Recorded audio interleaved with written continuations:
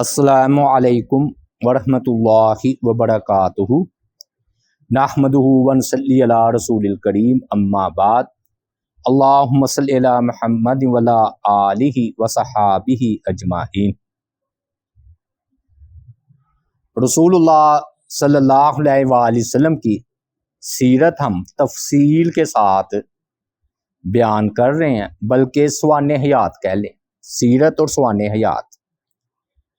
اور ہم اس مقام پر پہنچے تھے کہ رسول اللہ صلی اللہ علیہ وآلہ وسلم کو شہید کرنے کی کئی بار کوششیں انہوں نے کی اور ناکام رہی۔ آج ہم جو ظلم انہوں نے صحابہ کرام پر کیے اس کا ذکر کریں گے، اور بالخصوص حضرت ابوبکر صدیق رضی اللہ تعالی عنہ جو ان پر ظلم ہوا تھا ان کا ہم بیان جو ہے وہ کریں گے۔ کفار اور جو مشرکین تھے نا وہ درندہ بن چکے تھے، اور کہتے ہیں نا نزلہ کمزور پر ہی گرتا ہے۔ تو جو بے بس مسلمان غلام کنیزیں اور غریب الوطن یعنی کہ پردیس سے باہر سے آئے ہوئے، جن کا مکہ میں کوئی قبیلہ نہیں تھا، خاندان نہیں تھا،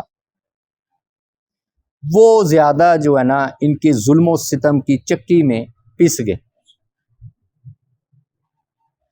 اور قریش میں سے جو ایمان لاتا یا کوئی بھی، تو باہر والوں نے تو بعد میں تکلیف دینی ہے، اپنے ہی خاندان اور رشتہ دار اس کے دشمن ہو جاتے اور اس پر چڑھ دوڑتے، اور فساد برپا کرنے والوں میں سے سب سے زیادہ آگے ابو جہل تھا۔ اب پہلی بات تو یہ ہے کہ آپ اس بات سے اندازہ لگا لیں ان کے ظلم کا کہ بعض صحابہ کرام کو نا گائیں اور اونٹ کی کھال کتنی موٹی ہوتی ہے میں لپیٹ کر دھوپ میں پھینک دیا جاتا، صحرا میں۔ بعض کو لوہے کی تپتی ہوئی زیرہ پہنا کر جلتے پتھروں پر گرا دیا جاتا تھا، اور بعض مجبور ہو کر وہ ان کا مطالبہ جو کلمہ کفر کا تھا وہ مان بھی لیتے تھے، لاچار ہو کر، مجبور ہو کر۔ لیکن حضرت بلال رضی اللہ تعالی عنہ اس سے مستثنیٰ تھے، انہیں بہت زیادہ تکالیف دی گئی، لیکن انہوں نے یہی کہا کہ اللہ ایک ہے اور تمہارے یہ لات منات جو ہے نا غلط ہے۔ دوسری بات یہ کہ عباس رضی اللہ تعالی عنہ فرماتے ہیں کہ کفار مسلمانوں پر نہایت ہی تشدد کرتے، اور طریقہ یہ تھا کہ ان کو بھوکا اور پیاسا تک رکھا جاتا، اور اتنا ان کو مارا جاتا کہ وہ نڈال ہو جاتے اور بیٹھنے کے بھی قابل نہ رہتے، اتنا ان کو مشرکین مکہ مارتے۔ اور بعض کا مصیبت سے چھٹکارا پانے کے لیے وہ جو کہتے تھے وہ مان بھی لیتے تھے۔ مطلب مشرکین پوچھتے تھے کہ اللہ کے علاوہ لات و عزیٰ بھی تمہارے الہ ہیں، یہ سوال کرتے، تو تشدد کا مارا مجبور مسلمان کہہ دیتا ہاں، تاکہ مجھے اس ظلم سے نجات ملے۔ لیکن ان کا دل جو ہے وہ ایمان سے بڑا ہوا ہوتا تھا۔ اور ایک صحابی تھے، ان کو انہوں نے پکڑا اور اتنا ظلم و ستم کیا کہ انہوں نے کہا کہ تم جو ہے نا لات اور منات کو کہو کہ میرے الہ ہیں، انہوں نے کہہ دیا. وہ پھر روتے ہوئے نبی علیہ الصلوۃ والسلام کی بارگاہ میں آئے. آپ نے فرمایا کہ کامیاب لوٹے ہو؟ تو انہوں نے کہا نہیں، آج انہوں نے مجھے اتنا مارا کہ اپنے مطلب کا کلمہ انہوں نے میرے منہ سے نہ نکلوا لیا. اللہ تعالیٰ نے سورہ نحل کی 106 آیت مبارکہ کریمہ نازل فرمائی کہ جو شخص اپنے ایمان کے بعد اللہ سے کفر کرے تو اس پر اللہ تعالیٰ کا بہت بڑا عذاب ہے، سوائے ان کے جن پر جبر کیا گیا. یعنی کہ دل سے پھر انہوں نے کلمے سے ان کا دل لبریز ہے ایمان سے، لیکن زبان سے انہوں نے کلمے کفر کہہ دیا تو اللہ معاف کرنے والا ہے. تو یعنی کہ کوئی گناہ نہیں. اور اللہ تعالیٰ نے العنکبوت میں بھی فرمایا کیا لوگوں نے یہ سمجھ رکھا ہے کہ وہ صرف یہ کہنے پر چھوڑ دیے جائیں گے کہ ہم ایمان لائیں اور انہیں آزمایا نہیں جائے گا؟ آزمائش تو ہوگی. بلکہ نبی علیہ الصلوۃ والسلام نے فرمایا کہ جو جتنا نبیوں کے قریب ہوتا ہے، سب سے زیادہ آزمائش کن کی ہوتی ہے؟ نبیوں کی. پھر اس کے بعد جتنا ان نبیوں کے کوئی قریب ہوتا ہے اتنی اس کی بڑی آزمائش ہوتی ہے، کیونکہ درجہ بھی تو بڑا ہے نا. اور فرمایا کہ ہر بندے کو اس کے ایمان کی طاقت کے مطابق آزمایا جاتا ہے. مضبوط ایمان والے کو زیادہ آزمائش اور کمزور ایمان والے کو کمزور آزمائش آتی ہے. یہ جو ہے نا بخاری جامع ترمذی کی روایت ہے. اور نبی علیہ الصلوۃ والسلام نے تو فرمایا تھا کہ جنت کے ارد گرد نا اللہ تعالیٰ نے باڑ لگا دی ہے ان چیزوں کی جنہیں انسان ناپسند کرتا ہے، اور اس پر گرا گزرتے ہیں. اور دوزخ کے ارد گرد اللہ نے رکھا ہے من پسند چیزیں، خواہشات کے مطابق جو مرضی کرو. ہاں جی، تو جاؤ سیدھا جہنم میں، اپنی مرضی کرو. یہ حدیث ہے کہ جبرائیل علیہ الصلوۃ والسلام کو اللہ تعالیٰ نے فرمایا جاؤ جنت دیکھو. انہوں نے جنت دیکھی تو فرمایا کوئی ان کا حال سنے گا جنت کا تو اس کی کیا کیفیت ہوگی؟ تو حضرت جبرائیل علیہ الصلوۃ والسلام نے کہا اے اللہ ایسی جنت، یہ تو ہر کوئی جانا پسند کرے گا. فرمایا کہ میں نے نا اس کے ارد گرد مشقت، تکلیف، ناپسندیدہ باتیں آزمائش کے طور پر رکھ دی ہیں. تو پھر انہوں نے کہا چیزیں دیکھی نا آزمائشیں اللہ نے دکھائی ہوں گی. تو انہوں نے کہا اب تو کوئی جائے گا. پھر جہنم کو دیکھنے کے لیے بھیجا، جہنم دیکھی تو واپس آئے تو فرمایا کوئی اس کا حال سنے گا تو کیا کہے گا؟ کوئی بھی جانا پسند نہیں کرے گا. تو فرمایا کہ یہ چیزیں ان کی خواہشات کے مطابق ہم رکھ دیں گے. تو پھر حضرت جبرائیل علیہ السلام نے فرمایا کہ شاید ہی کوئی نہ، یعنی کہ ہر کوئی ہی جائے گا، اس میں کوئی بچے گا. تو وہی شکل ادھر ہے. بلکہ حدیث میں آتا ہے کہ مومن کو کوئی تکلیف آتی ہے حتیٰ کہ کانٹا بھی چبھ جائے تو اس کا ایک درجہ اللہ تعالیٰ بلند کرتے ہیں اور ایک گناہ جو ہے وہ معاف فرما دیتے ہیں. اور حضرت عبداللہ بن مسعود رضی اللہ تعالی عنہ فرماتے ہیں کہ سب سے پہلے اعلانیہ طور پر جنہوں نے اپنے اسلام کا اظہار کیا تو وہ 7 افراد تھے، یعنی کہ رسول اللہ صلی اللہ علیہ وآلہ وسلم، ابو بکر، عمار، ان کی والدہ سمیہ، صہیب، بلال اور مقداد، 7 افراد تھے. تو نبی علیہ الصلوۃ والسلام کی حفاظت ابو طالب کرتے تھے، اور یہ ابو بکر رضی اللہ تعالی عنہ کی حفاظت ان کی قوم کرتی تھی. لیکن جو میں نے بتایا نا کہ غلام، کنیزیں، غریب، ان پر زیادہ ظلم و ستم ہوا، اور بالخصوص مکہ میں جن کا کوئی رشتہ دار نہیں تھا. لیکن بلال رضی اللہ تعالی عنہ وہ احد بھی کہتے تھے. تو جس طرح ہم نے کل ذکر کیا تھا ابو بکر رضی اللہ تعالی عنہ کا، ہم پھر اس کو بیان کر رہے ہیں. کہ نوفل تھے جی،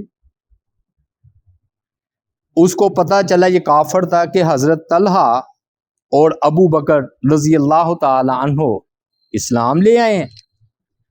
دونوں کو انہوں نے پکڑا، اکٹھے ایک رسی میں باندھا اور باندھ کر ان پر تشدد کیا. تو اس وجہ سے انہیں کری نائن کہتے ہیں، طلحہ کو اور ابو بکر کو، دو ساتھی یعنی جو ایک رسی میں باندھ دیے گئے اور ان پر تشدد ہوا. رسول اللہ صلی اللہ علیہ وآلہ وسلم نے، نوفل نے یہ کام کیا تھا نا، اس کے لیے بد دعا فرمائی، اے اللہ ہمیں ابن ادویہ کے شر سے کافی ہو جا، یعنی کہ ہمیں اس سے محفوظ فرما. تو جنگ بدر میں مارا گیا تھا. کہتے ہیں حضرت علی رضی اللہ تعالی عنہ نے جنگ بدر میں اس کو قتل کیا. پھر آج ہم بالخصوص ابو بکر رضی اللہ تعالی عنہ پر جو ظلم و ستم ہوا ان کا بیان کرتے ہیں. یہ نا صرف ابھی 38 لوگ ایمان لائے تھے، یہ اس وقت کی بات. اب تو ماشاءاللہ کتنے اربوں میں مسلمان ہیں، 38. اور ابو جہل نہ مذاق کرتے ہوئے ہاتھوں میں گنتا تھا کہ اتنے ہیں. تو رسول اللہ صلی اللہ علیہ وآلہ وسلم سے اب ایک مرتبہ ابو بکر نے عرض کیا کہ اللہ کے رسول، میں نا اعلانیہ ان کو آج تبلیغ کروں گا. آپ صلی اللہ علیہ وآلہ وسلم نے فرمایا کہ ابو بکر ہم تو اقلیت میں ہیں، تھوڑے ہیں. حضرت ابو بکر کا ایمان وہ مسلسل اصرار کرتے رہے. تو انہوں نے جا کر نا سر عام دعوت اسلام دی. تو جب یہ کھڑے ہو کر حضرت ابو بکر خطبہ دینے لگے تو یہ پہلا موقع تھا کہ کوئی خطیب علی الاعلان لوگوں کے سامنے بتوں کو برا کہے اور کہے اللہ ایک ہے.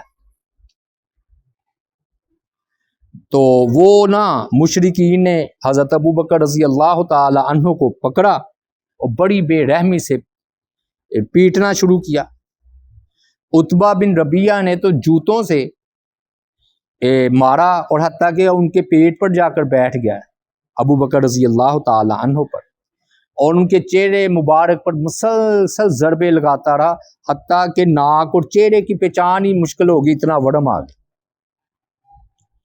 اب بنو تیم یہ ان کا تھا خاندان، رشتہ دار، ان کو خبر ملی، دوڑے دوڑے آئے اور ابو بکر رضی اللہ تعالی عنہ کو جو ہے نا ربیعہ، عتبہ بن ربیعہ سے چھڑایا.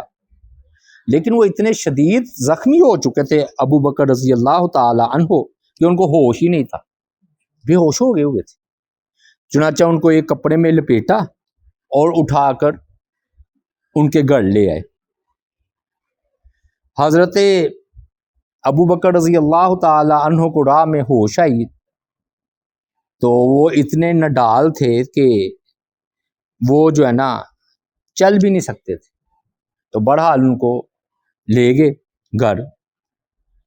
تو بنو تیم کو نا یقین ہو گیا کہ ان کی تو موت واقع ہو جائے گی. حضرت ابو بکر رضی اللہ تعالیٰ عنہ انہیں بڑا غصہ آیا تو وہ سارے حرم میں اکٹھے ہو گئے، حالانکہ کافر تھے لیکن رشتہ داری.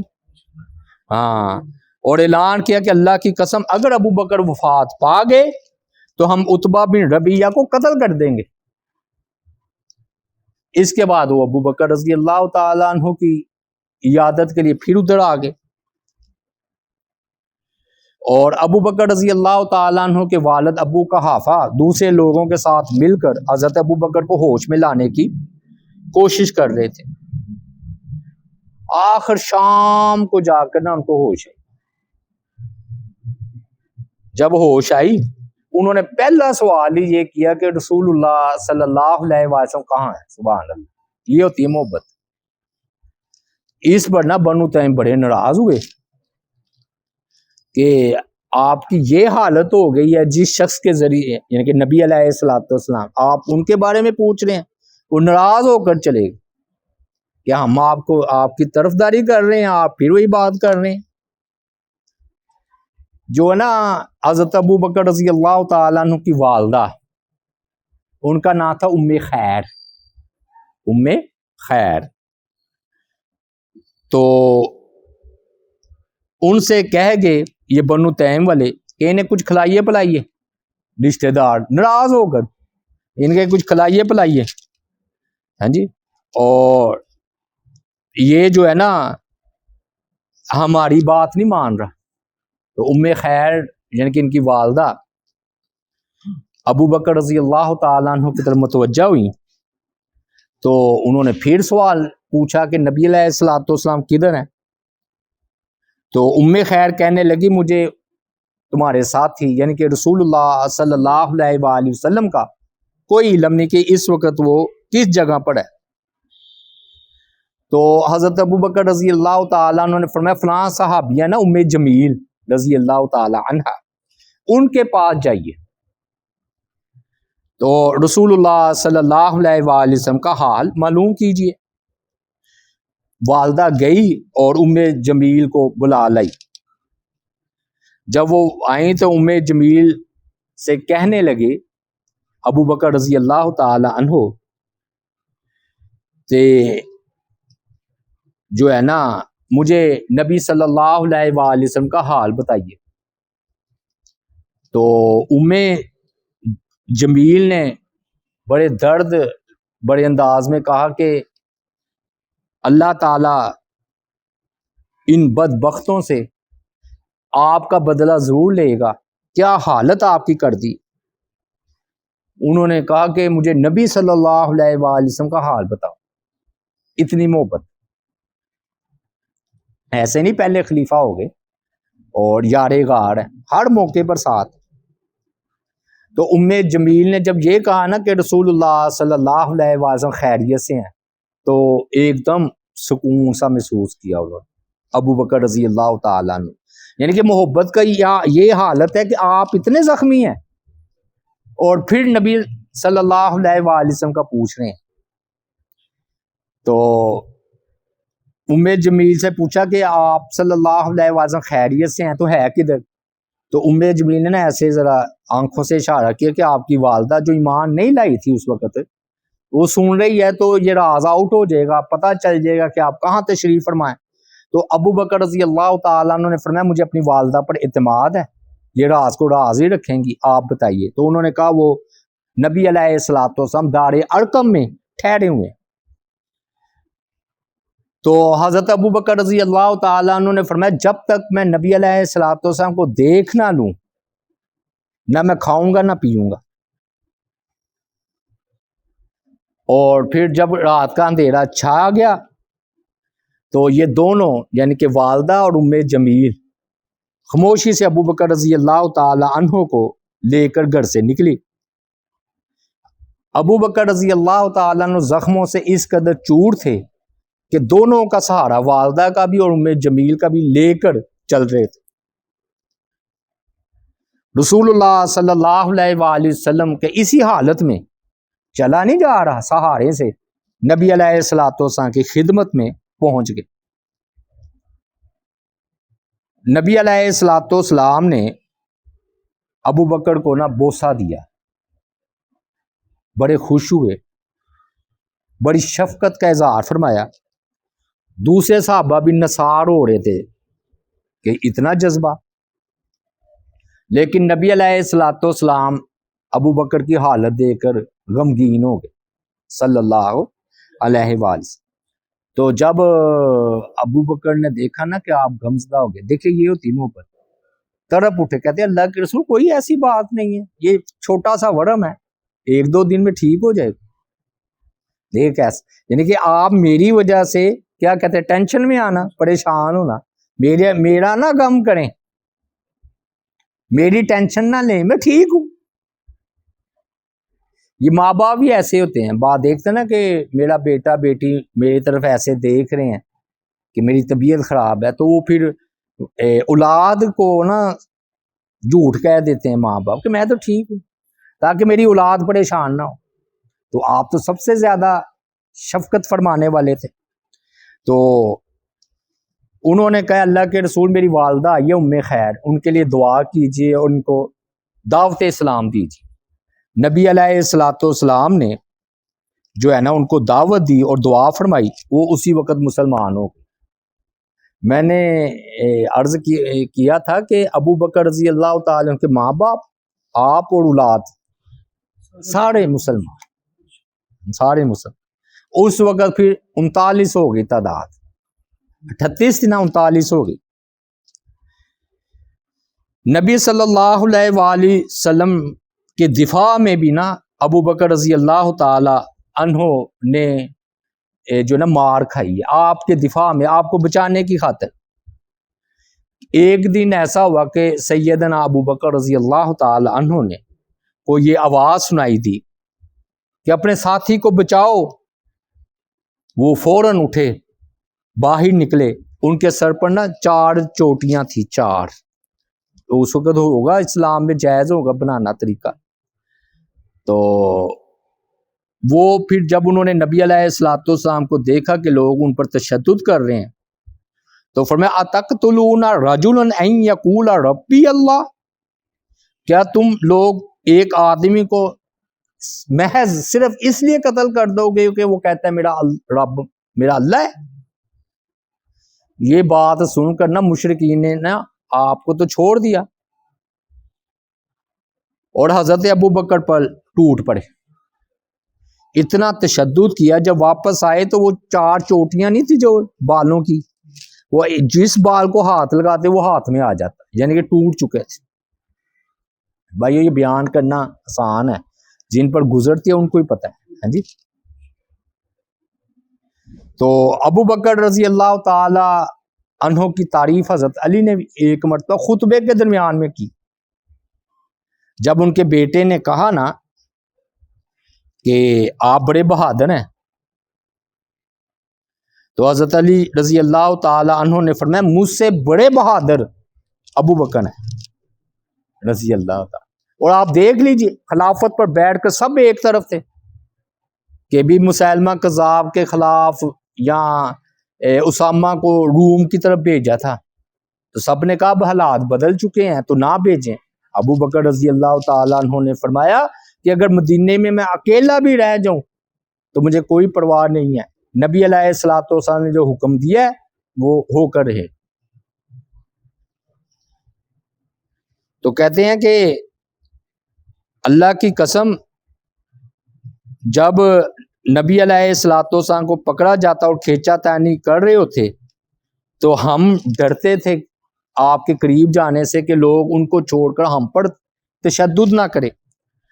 تو ابو بکر رضی اللہ تعالیٰ عنہ کا یہ حال تھا کہ آپ کا دفاع کرتے تھے، اور کبھی کسی تشدد کرنے والے کو مارنے لگتے اور کہتے تمہارے لیے ہلاکت ہو، کیا تم ایسے شخص کو قتل کرنا چاہتے ہو جو کہتا ہے کہ میرا رب صرف اللہ ہے؟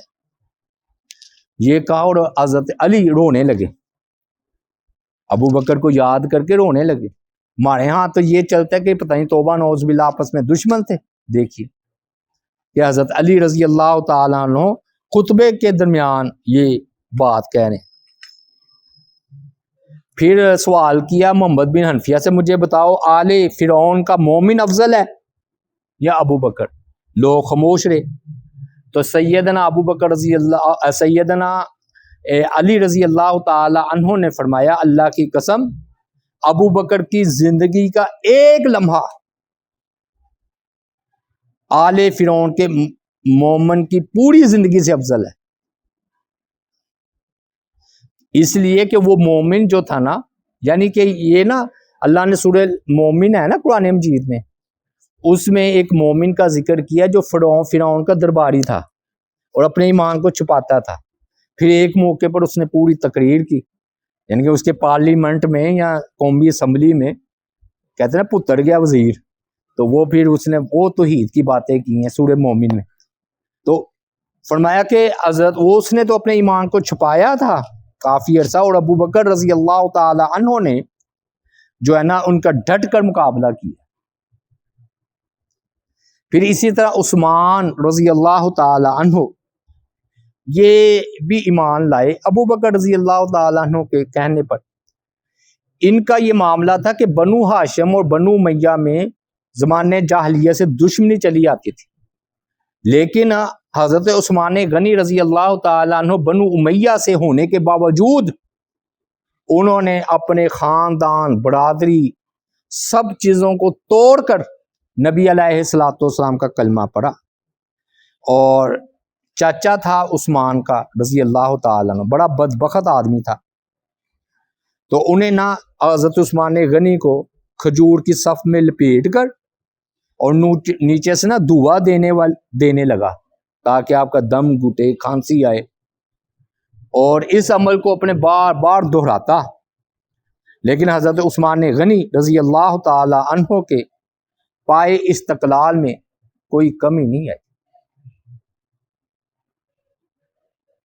اب بھائیو، امام المؤذنین یعنی کہ مؤذن کے امام حضرت بلال رضی اللہ تعالی عنہ، وہ تو ان کی کیفیت حالت یہ تھی کہ ان کو تو نا مار مار کر جو ہے نا زخمی کر دیتے. امیہ بن خلف یہ ان کا آقا کہا جاتا تھا اور یہ غلام تھے اس کے. مکہ کی وادی میں نا پتھروں پر بلال رضی اللہ تعالی عنہ کو لٹا دیتا، پھر ان کے سینے پر بھاری پتھر رکھ دیتا. اس کے بعد کہتے ہیں، اے بلال تو اسی طرح تڑپ تڑپ کر مر جائے گا، اگر اپنی جان کی امان چاہتے ہو تو محمد صلی اللہ علیہ وآلہ وسلم کا انکار کر کے یہ جو بت ہے لات اور منات و عزا، ان کا اقرار کر لو. لیکن حضرت بلال رضی اللہ تعالیٰ عنہ احد ہی کہتے تھے. حالانکہ رخصت تھی، کلمہ کفر کہہ سکتے تھے مجبور، لیکن نہیں، احد. ایک مرتبہ رسول اللہ صلی اللہ علیہ وآلہ وسلم کے اصحاب نے کہا، اللہ کے رسول ہماری تعداد میں اضافہ ہو گیا، اگر آپ حکم دے تو ہم 10 لوگوں کی ایک جماعت قریش کے سرداروں میں سے کسی سردار کو پکڑ کر جو زیادہ تشدد کرتا ہے قتل نہ کر ڈالیں. یہ شہر ہمارے لیے پھر ہمارے حق میں ہو جائے گی آب و ہوا. یہ تجویز سن کر نبی علیہ الصلوۃ والسلام بہت خوش ہوئے، لیکن عثمان رضی اللہ تعالیٰ عنہ کھڑے ہو گئے. انہوں نے کہا، اللہ کے رسول ٹھیک ہے ہم تو بچ جائیں گے، لیکن ادھر ہمارے بیوی بھی ہیں، بچے بھی ہیں، بیٹیاں بھی ہیں. آپ بار بار عثمان غنی رضی اللہ تعالیٰ عنہ یہ کہتے رہے، تو بالآخر نبی علیہ الصلوۃ والسلام عثمان غنی کا مطلب سمجھ گئے کہ ہم اپنا تو دفاع کر لیں گے، تو اپنی اولاد کا، اپنے بیٹوں کا، اب بھی تو ہمارے ساتھ دشمنی ہے نا، تو ہمیں مارتے ہیں، بعد میں پھر ہماری بیٹیوں، ہماری اولادوں، ہماری بیویوں پر بھی توبہ نعوذ باللہ چڑھ دوڑیں. اور پھر جب شام کا وقت ہوا تو مشرکین نے کہتے ہیں بلال رضی اللہ تعالی عنہ کو پر اتنا تشدد کیا، لیکن وہ پھر بھی احد ہی کہتے رہے. اور حضرت عمار بن یاسر رضی اللہ تعالی عنہ اس آزمائش کے بارے میں فرماتے تھے، بلال کے سوا، یعنی کہ بلال رضی اللہ تعالی عنہ کے سوا سب مظلوم صحابہ نے وہ شرکیہ کلمہ کہہ دیا جو مشرکین ان سے کہلوانا چاہتے تھے، لیکن بلال رضی اللہ تعالی عنہ نے عزیمت کو اختیار کیا، رخصت کو قبول نہیں کیا. اور پھر ان کو اتنی تکالیف دیتے کہ دن رات بھوکا اور پیاسا رکھا جاتا، اور صحرا کی، وہ عرب کی صحرا کی گرمی، اس میں ان کو نہ لٹا دیا جاتا اور اذیتیں دی جاتی. اور عمر بن عاص بیان کرتے ہیں کہ انہیں پتھروں پر لٹا کر اذیت دی جا رہی تھی تو میں ادھر سے گزرا. گرمی کی شدت کا یہ عالم تھا کہ اگر ان تپتے ہوئے پتھروں پر گوشت کو رکھ دیا جاتا تو وہ بھی پک جاتا، اتنی گرمی تھی. لیکن بلال رضی اللہ تعالی عنہ، اللہ ان پر کروڑوں رحمت نازل فرمائے، اللہ مزید ان کے درجات کو بلند فرمائے. یعنی کہ اتنا پتھر کہ وہ کہتے گوشت پک جائے، پھر بلال رضی اللہ تعالیٰ عنہ کو ادھر لٹایا جاتا، لیکن وہ لات اور عزا کو کہتے تھے میں نے ان کو الہ نہیں ماننا، اللہ ایک ہی ہے۔ یہ بات سن کر نا امیہ کو اور غصہ آتا اور وہ بری طرح ان کو پیٹتا۔ امیہ بلال رضی اللہ تعالی عنہ کا گلا دباتا حتیٰ کہ وہ بے ہوش ہو جاتے، پھر ہوش میں آتے تو ان کے ہونٹوں پر احد احد ہی ہوتا۔ حسان بن ثابت رضی اللہ تعالیٰ عنہ فرماتے ہیں یعنی کہ گلے میں رسی ڈال کر نا ایک مرتبہ میں نے دیکھا کہ ایک لمبی رسی، ایک رسی بلال رضی اللہ تعالیٰ عنہ کی گردن میں ہے اور دوسرا سرا شریر بدماش قسم کے لڑکوں کے ہاتھوں میں ہے، اور وہ توبہ نعوذ باللہ جس طرح ایک جانور کو کھینچا جاتا ہے رسی کے ذریعے، اس طرح ان کو مکے میں گھسیٹ رہے تھے۔ عامر بن فہیرہ بھی بلال کے ساتھ ہے، اور بلال احد احد کہہ رہے تھے تو وہ انکار کر دیتے تھے، یعنی کہ ان کا نا سمجھ لیں بات ہی کچھ اور ہے۔ بلال رضی اللہ یوں نہیں اللہ نے مقام دے دیا، جنت میں ان کے قدموں کی آہٹ سنی۔ اب ہوتے ہوتے نا ایک مرتبہ ابو بکر رضی اللہ تعالی عنہ، اچھا ابو بکر رضی اللہ تعالیٰ عنہ کو آپ دیکھ لیں موقع با موقع کتنے غلاموں کو آزاد کروا رہے ہیں، تو انہوں نے قریب سے گزرے تو اس وقت بلال رضی اللہ تعالی عنہ پر تشدد کیا جا رہا تھا۔ ابو بکر رضی اللہ تعالیٰ عنہ کا گھر جو ہے نا وہ بلال رضی اللہ تعالیٰ عنہ کے قریب یا ان کے علاقے میں تھا، تو ابو بکر رضی اللہ تعالیٰ عنہ نے ان کے آقا مالک امیہ سے کہا تم اس مسکین پر کتنا ظلم کرتے ہو، کیا تم اللہ سے ڈرتے نہیں؟ آخر تم اس بیچارے کو کب تک ستاتے رہو گے؟ انہوں نے کہا تم نے اس کو اس حالت میں پہنچایا، مطلب یہ تھا کہ تمہارے کہنے پر تو ایمان لایا، اب تم انہیں چھڑاؤ۔ حضرت ابو بکر رضی اللہ تعالی عنہ نے فرمایا چلو سودا کرو، دیکھیے کرو میں انہیں آزاد کرواتا ہوں۔ ابو بکر نے فرمایا، تو دو روایتیں ہیں، ایک روایت یہ ہے کہ بلال کے بدلے میں تمہیں ایک اور غلام دے دیتا ہوں، جو کافر ہوگا وہ میں تمہیں دے دیتا ہوں، ان کو آزاد کر دو۔ اور ایک روایت میں ہے کہ 200 درہم ادا کر کے اس وقت خریدا جب وہ 2 باری پتھروں کے نیچے تقریباً دفن، یعنی کہ ان پر تشدد ہو رہا تھا اور ابو بکر امیہ سے سودا کر رہے تھے، اور وہ تقریباً نیم بیہوشی کی حالت میں تھے۔ کہتے ہیں مجھے تھوڑی تھوڑی ان کی آوازیں سنائی دے رہی تھی، جو بحث ہو رہی تھی نا لین دین کے بارے میں ابو بکر کی اور امیہ کی، تو آخر ابو بکر رضی اللہ تعالی عنہ نے ان کو آزاد کروا دیا، پھر یہ ظلم و ستم ختم ہوا۔ اور بلال رضی اللہ تعالیٰ عنہ کے بارے میں حضرت عمر کیا فرمایا کرتے تھے؟ ابو بکر سیدنا وآتاک سیدنا، یعنی بلال، ابو بکر ہمارے سردار ہیں اور انہوں نے ہمارے سردار یعنی کہ بلال کو آزاد کروایا۔ کتنی بات حضرت عمر کیا فرماتے تھے اپنے دور خلافت میں، جب ان کا دکھ فرماتے تھے ہمارے سردار کون؟ ابو بکر نے ہمارے دوسرے سردار بلال رضی اللہ تعالیٰ عنہ کو آزاد کروایا۔ اب جی نبی اکرم صلی اللہ علیہ وسلم فوت ہو گئے، یہ اذانیں دیا کرتے تھے، تو یہ نا غم زدہ بھرے ہوئے بہت سخت محبت کرتے تھے شدت کے ساتھ نبی علیہ الصلوۃ والسلام، اور کہتے ہیں کہ جب یہ اذان دینی چھوڑ دی تھی، ہمارے ہاں تو کہتے ہیں جی ان کو سرکار نظر آتے ہیں، نبی علیہ الصلوۃ والسلام فلاں گھر میں چلے جاتے ہیں، تو بلال کو کیوں نہیں نظر آئے؟ گپے شپے ہی ہیں۔ دیکھیں نا بلال رضی اللہ تعالی عنہ کو نبی علیہ الصلوۃ والسلام نظر نہیں آئے تو اتنا غم ہوا کہ میں اشہد ان محمد رسول اللہ کہہ کے کس کا چہرہ دیکھوں۔ تو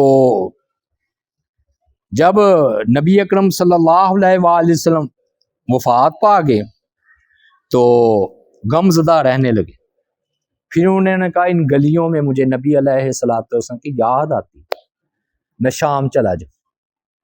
حضرت ابو بکر رضی اللہ تعالیٰ عنہ کا دور خلافت تھا، ابو بکر نے کہا نہیں آپ نے ہمارے پاس ہی ٹھہرنا ہے رضی اللہ تعالیٰ. ان کو بھی محبت تھی بلال رضی اللہ تعالیٰ عنہ.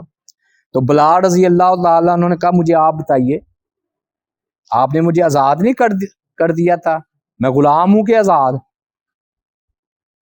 تو انہوں نے کہا آپ آزاد ہیں. تو کہنے لگے کہ آپ نے جب مجھے آزاد کیا تھا, اگر اپنے لیے کیا تھا تو میں ٹھہر جاتا, اور اگر اللہ کو راضی کرنے کے لیے, دیکھیں کیسے الفاظ ہیں, کیسے موتیوں سے یعنی کہ پور الفاظ اور ایسے خوبصورت الفاظ ہے کہ بلال فرماتے ہیں کہ آپ نے اللہ کی رضا کے لیے مجھے آزاد کیا تھا یا اپنے لیے؟ تو وہ تو سچے تھے, صدیق تھے. انہوں نے کہا میں نے تو اللہ کی رضا کے لیے آپ کو آزاد کیا تھا. تو کہتے پھر آزاد بندے کی اپنی مرضی ہوتی. پھر یہ ادھر سے چلے گئے تھے شام, اور پھر نا جب یہ بیت المقدس فتح نہیں ہوا تو حضرت عمر گئے تھے. تو کہتے 2 مرتبہ ہی بس اس کے بعد اذان دی ہے آپ کی وفات کے بعد. ایک جب بیت المقدس فتح ہوا تو حضرت عمر ادھر گئے, تو خالد بن ولید ابو عبیدہ بھی تھے رضی اللہ تعالیٰ عنہ.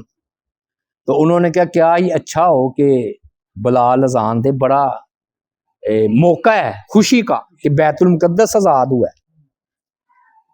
تو انہوں نے نا حضرت عمر نے کہہ دیا بلال رضی اللہ تعالیٰ عنہ کہ اذان دیں. آپ فوج میں تھے نا, تو پہلے تو خاموش رہے, پھر تھوڑا سا سوچتے سوچتے پتہ نہیں کیا خیال آیا, حضرت عمر نے پھر اصرار کیا, اپیل کی, اصرار کیا. ادھر ادھر دیکھا, اونچی جگہ پر چڑھ کر اذان دیتے تھے نا, کچھ چٹان سی نظر آئی پہاڑی سی, اوپر چڑھ کے اذان دی. او ہو جب انہوں نے اذان دی, وہ مدینہ والی نبی علیہ الصلوۃ والسلام کے زمانے والی, ہو یاد تازہ ہوگی.